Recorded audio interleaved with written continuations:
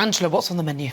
Well, the menu today really is the battle between King Charles and Prince Andrew about his home, a royal lodge. It's gone on for quite a long time now because increasingly the place looks very dilapidated. No paint, raw under the way that the whole thing's built. And King Charles thinks it's now ridiculous. It's got 30 bedrooms and there's only the two of them, him and his wife, that are there, that he will come down to a very nicely decorated flat, but he doesn't want to. I think he's at sort of this tension of holding on to things. You know, he's got 72 teddies.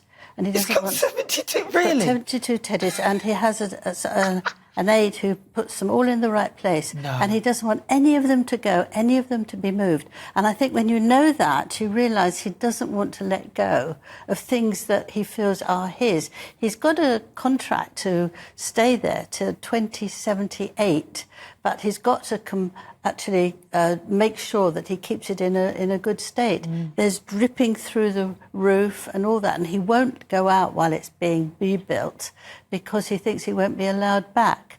But they're hoping actually that his wife, Fergie, will encourage him. But she likes collecting teapots, so there's loads of teapots there. I mean, I would love to have a look, because you can imagine there's people who've got all these things. But it is quite serious, actually, because it's King Charles gives him £3 million a year to have safety, and also another $1 million just to keep it going.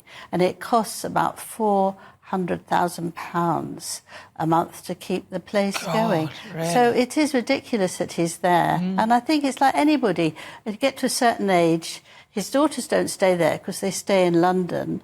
You get to when you downgrade. And it's not a big deal, it's not hopeless, it's actually gives you a fresh feeling. And I think it's very silly that he won't do it, but he's determined not to, and the king is determined to, and it seems that if he doesn't listen and make all these decorations properly, that he's going to stop giving him the money, which would be very difficult indeed for him. Because every 5 years, isn't he meant to paint the outside and all sorts of things? And the Queen didn't give him much money in her will. It all goes to the heir. So Charles has got the money. And so, you just wonder how he'll manage, because he's only got, what he can do. How he'll manage? He can move somewhere cheaper like the rest of us. I mean, £400,000 a month.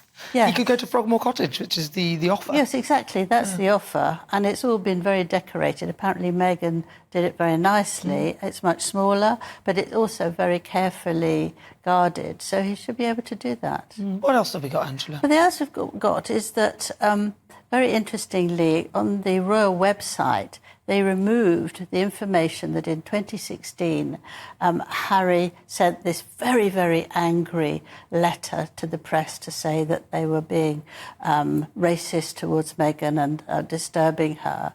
Now, that was when they met. In fact, it was interesting. In 2016, I went to see him, and I was told by one of his aides, be very, very careful, because he's just written a letter and he's terrified that Meghan's going to leave him. So actually go very carefully, otherwise he'll throw you out. It's quite a nice way of thinking. You're going to interview the prince and then you've got to be really careful. But I managed all right. But that's what he was terrified, that Meghan was going to leave him. It was love at first sight from his point of view. And that now that's all gone, and he's very cross that it's gone because he felt it should be against the press. However, that it doesn't work like that because they've moved forward and they don't want to have this. They're distancing themselves from Harry and Meghan. That's my view. And very briefly, only 3 people on the balcony?